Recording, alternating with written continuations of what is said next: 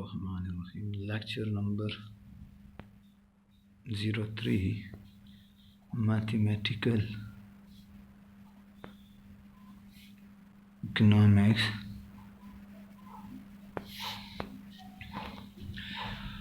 Exercise 4.5. Question number 4. Question number 4 asks that the expenditure of household on consumer good C is related to the income as the function of income in the following way. इस तरीके से वो follow करते हैं कि when the house income, जब घर की Y income is $1,000, then the expenditure on consumption good is, जो consumption good पे expenditure वो spend करते हैं 900. After that अगर income increase हो जाए, income increase by $100, तो consumption of good, consumer good वो increase हो जाएगी $80 के साथ. Then find the expenditure on good as a function of income, कि जो हमारे पास consumption good है वो किस चीज़ का function है, वो इसका function है. तो इसमें आप linear relationship बता देना कि what is the linear relation. अब पहला मुझे चाहिए point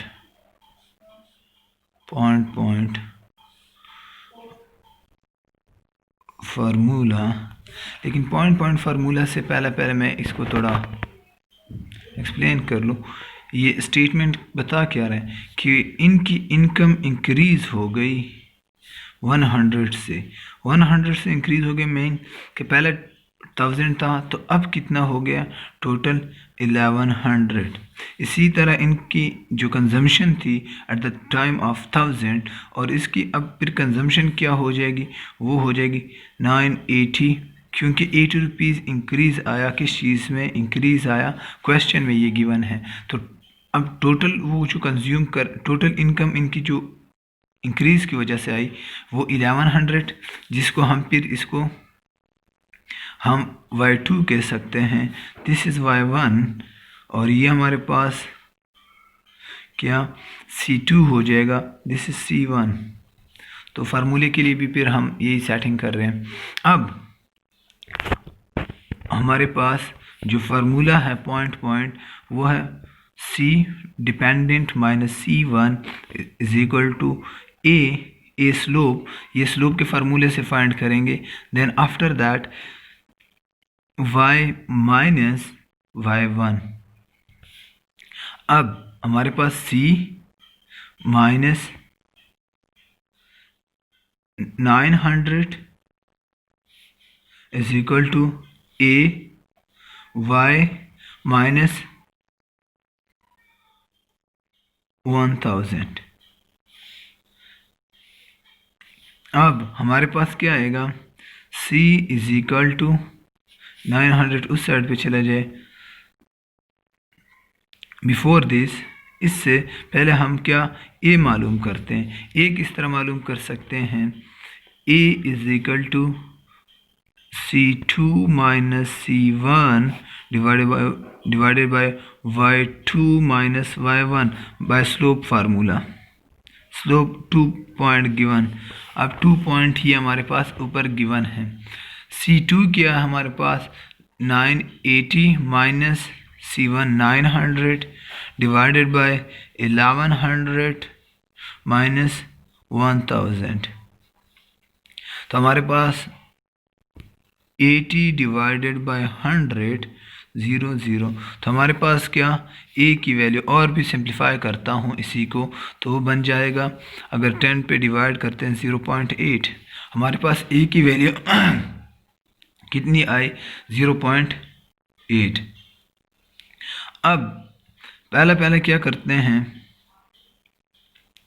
हम C minus 900 0.8 y and 0.8 multiply with this term minus 0.8 with 1000. तो अगर मैं मल्टीप्लाई करता हूँ, जब हम मल्टीप्लाई करते हैं 1000 विद दिस 0.8 स्लोप के साथ, तो हमारे पास वैल्यू आएगी, ये 900 उस साइड पे लेके भी जाता हूँ तो इस साइड से वो उस साइड पे चला जाएगा, 0.8 y नेगेटिव उस साइड पे 9 प्लस हो जाएगा 900 माइनस, इसको अगर मल्टीप्लाई करते हैं तो इससे 800 आता है। तो हमारे पास c is equal to 0.8 y plus 100। तो ये हमारे पास क्या स्लोप की वैल्यू, क्या हमारे पास स्लोप की वैल्यू हमारे पास है, स्लोप की वैल्यू 0.8 और इंटरसेप्ट की वैल्यू कितनी है 100। तो ये हमारे पास क्या 4 का आंसर आ गया। वो कहते हैं 4 का क्या कि एज्यूमिंग अ लीनियर रिलेशनशिप, और इसी में आप एक्सप्रेस कर देना, ये हमारे पास असल इक्वेशन है, असल आंसर यही है। और इसका मतलब क्या है कि अगर इनकम इंक्रीज हो जाए by 1 rupees then consumption increase by 0.8, तो कंजम्पशन इंक्रीज हो जाती है 0.8 से। अब इसी तरह हेयर, जो कि अगर कंजम्पशन इनकम इंक्रीज हो जाती है 100 से तो कंजम्पशन इंक्रीज बाय 80, तो वही ये सिचुएशन एक्सप्लेन कर रहा है। नाउ क्वेश्चन नंबर 5 क्या बताता है कि for most asset such as car, stereo equipment and furniture the value decrease और डिप्रिसिएशन। जब हम लाइक कार है या जो भी ऐसे एसेट हैं जो इस्तेमाल के साथ उसकी वैल्यू डिक्रीज होती है तो उसको डिप्रिसिएशन कहते हैं। और डिप्रिसिएशन हर साल फिक्स परसेंटेज के साथ होती ही। Question, if the value of an asset assume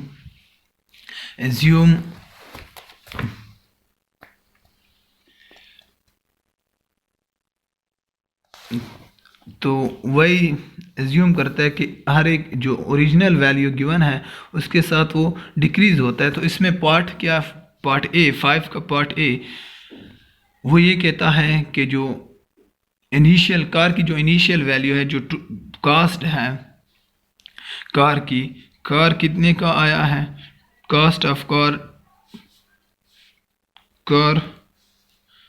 20,000 unit 10, 100,000, 10,000, 20,000 depreciation, और इसकी जो वैल्यू डिक्रीज हो रही है डिप्रिसिएशन हो रही है, डिप्रिसिएट बाय 10%, वो 10% के साथ ऑफ द ओरिजिनल वैल्यू, जो आपके साथ ओरिजिनल वैल्यू इसकी जो कास्ट है, जो इसकी ओरिजिनल वैल्यू है कार की, उसकी वो 10% डिक्रीज आता है। तो अब पहला क्या हमारे पास, और ये कहते हैं कि इक्वेशन स्ट्रेट लाइन डिप्रिसिएशन। तो अब स्ट्रेट लाइन डिप्रिसिएशन का मतलब क्या है, स्ट्रेट लाइन मीन लीनियर, जो हमारे पास लीनियर से स्ट्रेट लाइन आता है तो वो कैलकुलेट करना, हमारे पास कार इंटू टी, कार की जो कांस्टेंट वैल्यू है जो चेंज नहीं हो सकती, इंटरसेप्ट वो दिस टर्म उसकी टोटल कास्ट प्लस माइनस, अब वो डिक्रीज होने की डिप्रिसिएशन, तो डिप्रिसिएशन माइनस हर टाइम 10% टी के साथ। अब 10% किसका ऑफ दिस टोटल, इसका 10%, तो 20 का 20,000 का 10% कितना आता है वो कैलकुलेट करके तो हमारे पास आएगा। अब 20 का दिस पहला परसेंटेज आना चाहिए। 10% क्या है? 10 डिवाइड बाई 100, ये ज़ीरो कट गए, ये ज़ीरो कट गए, इट्स मीन कि 2000 एवरी ईयर इसकी डिक्रीज होती है। तो हमारे पास इक्वेशन कार की क्या, दिस माइनस 2000 t। अब 2000 t, तो इस कार की जो वैल्यू है, अगर ये t क्या हो, t फॉर एग्जांपल, अब हमारे पास फंक्शन आया 0, अगर t की वैल्यू 0 हो तो हमारे पास ओरिजिनल जो वैल्यू है, इट्स मीन के करंट टाइम में इसी गाड़ी की क्या वैल्यू है, वही के वही वैल्यू है। क्यों? माइनस दिस मल्टीप्लाई विद 0, तो 0 ये 0 हो जाएगा, देन हमारे पास यही वैल्यू आएगी जो ओरिजिनल कार की वैल्यू है। आफ्टर दैट कार की अगर 1 ईयर डिप्रिसिएशन, 1 साल आपने इस्तेमाल कर लिया, इस्तेमाल से वो क्या हुआ, 20,000 माइनस दिस मल्टीप्लाई विद 1 तो 2000। अब कार की वैल्यू क्या है, 18,000। कार की वैल्यू कितनी आई, 18,000। इसी तरह ये लास्ट डिप्रिसिएशन अगर स्ट्रेट लाइन, तो सिर्फ उन्होंने कहा कि आप find the formula of for it value PT, उन्होंने PT का जिक्र किया, सॉरी, अगर इस कार की जगह PT इज इक्वल टू किस चीज़ के, आप कांस्टेंट A माइनस BT। ए हमारे पास क्या है, कार की कांस्टेंट वैल्यू क्या है, वो हमारे पास दिस 20,000 माइनस, अब B किस तरह फाइंड करेंगे, जो B फाइंड करने के लिए इन्होंने कहा है कि B फाइंड हो सकता है 10% ऑफ ओरिजिनल 20,000, तो उसका 10% हम जब कैलकुलेट करते हैं तो B की क्या वैल्यू आती है, 2000। तो 2000 t, अब t अगर करंट टाइम, जो ये एग्जांपल दोबारा से इन्होंने PT का वो कहा गया है कि PT से आप शो करना, PT 0, तो हमारे पास वही कार की वैल्यू आएगी जो करंट है, करंट सिचुएशन। अब इसी तरह अगर ईयर आप इंक्रीज करते हो तो इसकी वैल्यू डिक्रीज होती जाएगी। आप जितनी गाड़ी को इस्तेमाल करेंगे इतनी गाड़ी की वैल्यू डिक्रीज होती जाएगी। आफ्टर दैट ये ए पार्ट था। बी पार्ट क्या कहता है हमें, बी पार्ट कहता है कि एक गाड़ी, एक वॉशिंग मशीन है जिसकी वैल्यू क्या है, वॉशिंग मशीन है जिसकी वैल्यू है 500 is complete depreciate in 10 year. और वो क्या, जब 10 साल हो जाएं 10 ईयर, तो वो क्या, उसकी वैल्यू ख़त्म हो जाती है, वो 0 पे आ जाता है। तो वो कौन सा सिचुएशन है कि इसकी डिप्रिसिएशन, और आप फार्मूला क्या आपने शो किस चीज़ में करना है, WT is the function of equal to constant A minus BT। अब A हमारे पास 500 है माइनस B टाइम गिवन है, टाइम 10 ईयर है। तो इसकी डिप्रिसिएशन ख़त्म होने के लिए अगर हम वो कौन सा फिगर मल्टीप्लाई करें, 50 अगर मल्टीप्लाई करते हैं 50, तो हमारे पास क्या आएगा, 500 माइनस B की जगह 50 पुट 50 10, तो हमारे पास आंसर क्या आता है कि WT is equal to 500 minus 50 into 10, तो ये आता है 500 माइनस 500 और ये 10। टाइम किस चीज़ के बराबर, 10 के बराबर है। तो हमारे पास वॉशिंग मशीन की वैल्यू क्या, 0 बनी। आफ्टर जब स्लोप क्या हो हमारे पास, जो डिक्रीज आता हो, चेंज आता हो, चेंज क्या 50। अगर हर ईयर उसकी डिप्रिसिएशन हो कितनी 10 ईयर के मुताबिक, देन हमारे पास आंसर क्या आता है, जो हमारे पास के मशीन की जो वैल्यू है वो ज़ीरो होगी। कब होगी? when the change is every year by 50 units, $50 जब उसकी स्लोप क्या हो $50। After that question number 6 number question क्या कहता है? According to the 20 report of international commission on whaling, the number of fin whales in the Antarctica for the period of 1958 to 1963 was be estimated। असल जो equation हमें given है इसी question में, this is n is equal to 174 t plus 151,000। Now अब अगर हम किस चीज़ को, जब T0 कब होगा? T0 जब आप जनवरी 1958। इसी तरह T1 कब होगा? जनवरी 1959। ये बुक ने दिए हुए हैं।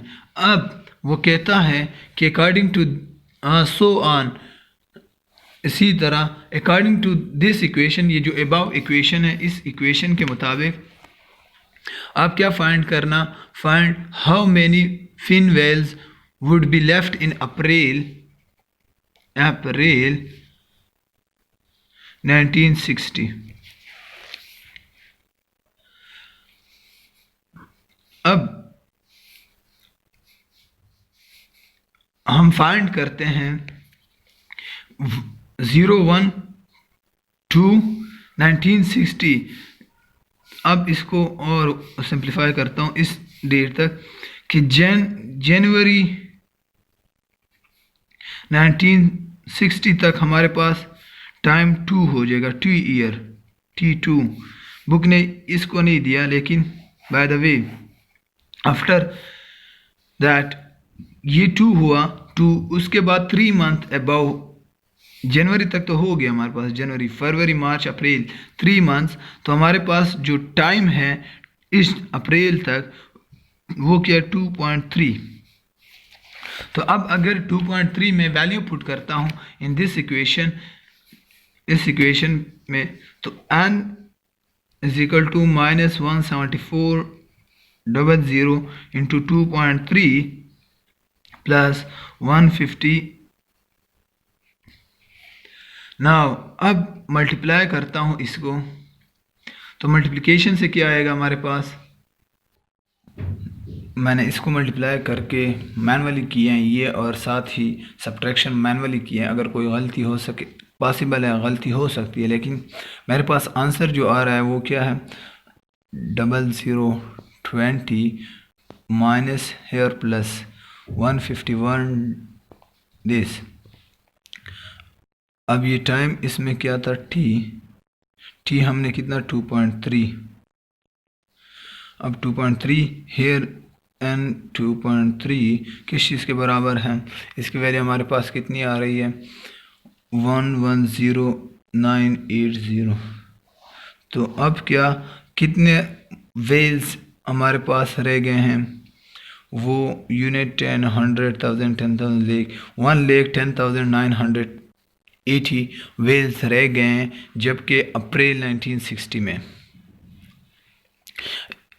ये क्या, how many whales left in the 1960। तो वो यही आंसर है इसका कि 1,10,980 whales left in April 1960। The last part, B part.